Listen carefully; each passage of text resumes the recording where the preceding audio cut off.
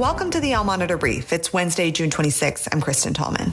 Today's main segment is a conversation with Andrew Parasiliti, Al Monitor's president, on the upcoming Iranian presidential elections and the curveballs that have cropped up on the campaign trail. But first, let's get you caught up on the headlines. Turkish President Tayyip Erdogan on Wednesday said Israel has set its eyes on Lebanon as he accused some Western powers of supporting the Israeli government's plans to expand the war. The United States is pressuring Israel to avoid a major war against Lebanon's Hezbollah, with top American officials urging a diplomatic solution in order to prevent another Middle East crisis. Fighting raged Wednesday between Israeli troops and Palestinian militants in Gaza's southern city of Rafah as fears grow of a wider regional war. The deadly war that has been raging between the Sudanese armed forces and the paramilitary rapid support forces for more than a year now has left more than 40,000 people dead, according to a new figure published Wednesday as the humanitarian crisis in the country reaches catastrophic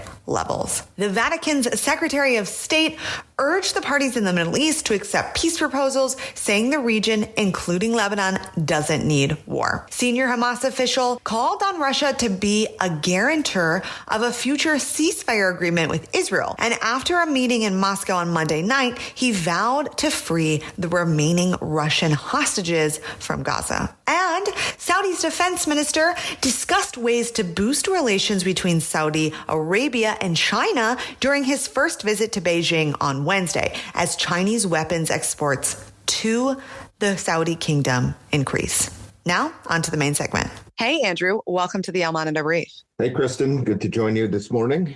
So, Andrew, we are a few days out from Friday's Iranian presidential election. There's been a few debates this week alone, and 5 or 6 in total. Is there any candidates that, as you've watched this play out, are frontrunners or really making a splash and inspiring voters to show up to the polls? Thanks, Kristen. You know, the election, which will be held on Friday, June 28th, I think is already surprising many Iranians. And here's why. It's the candidacy of the reform candidate, Masoud Pezeshkian, who is now one of the top 3 candidates. There were 6 candidates in all in the election, and Pezeshkian was considered the token reform candidate. 5 pretty much establishment candidates, and Pezeshkian, who is also, again, part of the establishment, member of parliament, is also a distinguished surgeon who's been head of a medical school. No one expected much from him. But then the former foreign minister, Mohammad Javad Zarif, put himself into the race by backing Pezeshkian as his foreign policy advisor. As Ali Hashim reported for us last week, Zarif is one of the most popular political figures in Iran. Zarif has been in a kind of internal political exile since Hassan Rouhani, the former president, left office in 2021. Zarif is associated with the Iran nuclear deal. He is one of the most popular political figures in Iran still today. But the reformists in Iran, ever since former President Donald Trump withdrew from the civil nuclear deal in 2018, have used the deal as a sign of Iranian weakness to batter the reformists, both in the parliament and throughout the political establishment, into its kind of defeat, and they've lost control of the parliament and other instruments of power. What they have seen, that is the reformists, with this opportunity with Pezeshkian and with Zarif behind him as his foreign policy advisor, that this could be their last stand in terms of an opportunity to take back power. So to come back to the original point, there are now, it seems, of the 6, 3 candidates in the coming into the final stretch as we get to Friday's election. One is Pezeshkian. The other 2 are conservative candidates. Mohammad Khalibaf, he's the Speaker of the Parliament, and Saeed Jalili, he is also a conservative. He's member of the powerful Expediency Council, and he is a former chief nuclear negotiator for Iran. So what could happen on Friday is that these 3 could split the vote, and there could be a runoff, which is already on the calendar if it's needed on July 5th. If none of the candidates get more than 50% of the vote, then the top two would go. Now, the surprise here is that Pezeshkian's candidacy is already creating a stir, and this is evident by the comments of the Supreme Leader Ayatollah Khamenei just yesterday. He, in his statements about the election, he encouraged, of course, everyone to turn out in large numbers, but he also had a not so oblique criticism and warning toward Pezeshkian, because he said in his remarks, those who perceive all ways to progress through the United States or through dealing with the United States or the West, that he's saying that's not the way. Of course, Zarif and now Pezeshkian is seen as advocating engagement with the West and the U.S. So this is where things stand. I think it's already a bit of a surprise. The issues, of course, internally are about corruption, terrible government services, and the effect of sanctions. And Pezeshkian and Zarif are saying, look, they're all connected. And with regard to sanctions, we need to rethink our diplomacy. So he's the diplomat in the mix. He's the reformist in the mix. And many are saying that Kalibaf and Jalili, depending on what could happen, should somehow the conservatives will need to unite to thwart a possible high turnout by those supporting reformists for Pezeshkian. Yeah, two quick questions. One, Jalili, he was a former nuclear negotiator, but that doesn't mean he's not for the nuclear deal or renegotiating with the West, correct? He's not part of that reformist camp in terms of he's still sort of a hardliner, thinks it's good that they aren't part of the deal. Absolutely right. He's a hardliner. He's probably the most extreme hardliner among the candidates.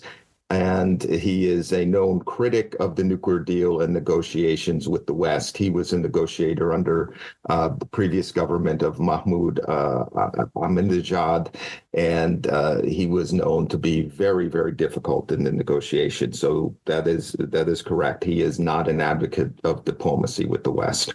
Yeah, and then the second thing really is, so sure, fine, good if Pezeshkian advocating for a return to negotiation and potentially if Iranian voters feel the same.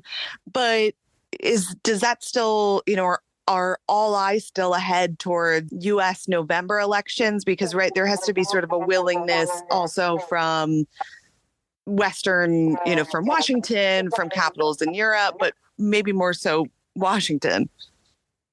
I think so. Look, the U.S. elections hang over the Iranian election and hangs over the Middle East at this point. Will the Iranian leadership, the next administration, be able to deal with either, or will they be dealing with either Joe Biden or Donald Trump?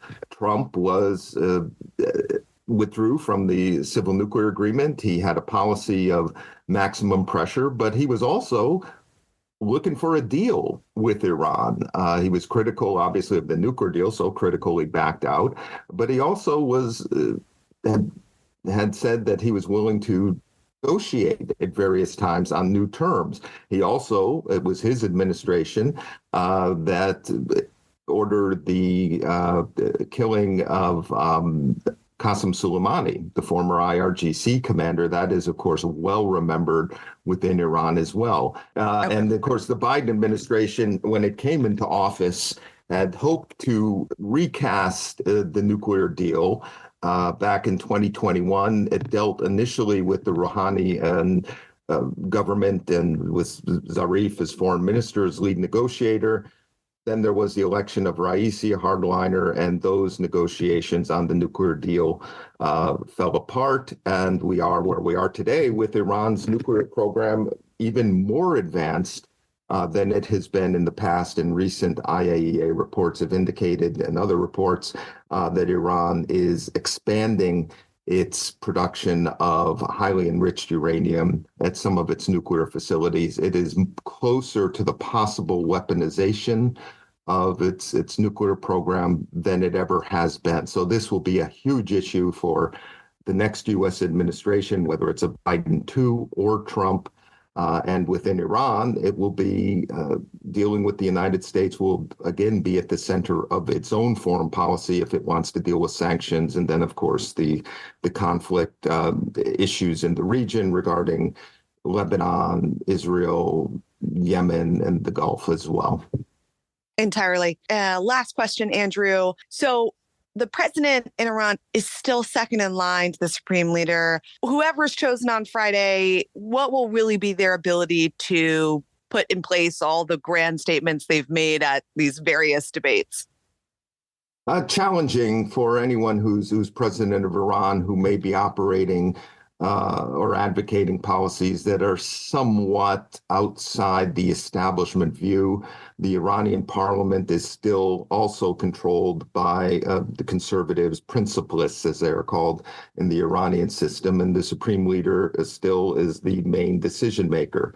That said, there is meaning in this election, especially if Pezeshkian has a strong showing. High turnout seems to benefit him.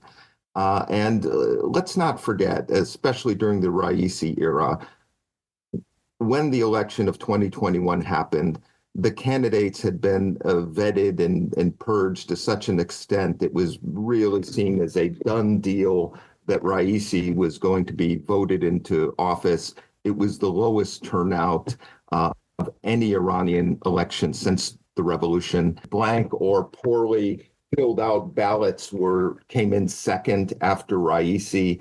And the situation for Iranians under the Raisi government has not been better.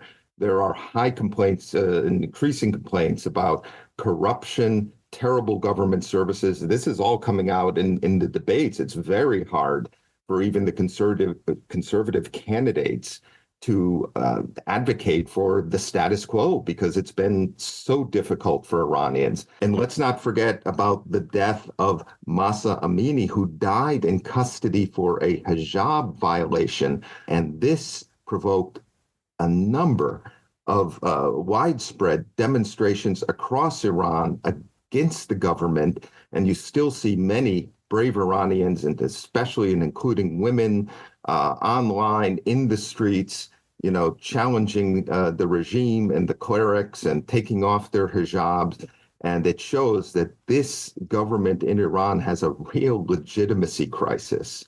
And Pezeshkian's candidacy, the surprise candidacy so far, we'll see if he wins, is a sign that discontent is there and growing. So if he were elected in what was considered to be, a reasonably fair election with a high turnout, and if he's able to implement reforms, one should still not understate the stakes and the context of what is happening today when in the election on Friday. Entirely. For our listeners, we will be covering the election on almonitor.com across all of our platforms so you can stay up to the minute on what's happening. Andrew, thank you so much for running us through how the election trail has been thus far and what all the candidates are polling towards. Thanks, Kristen. Good to talk with you. That's it for today, June 26th. You can read all these stories and more impacting the region at allmonitor.com.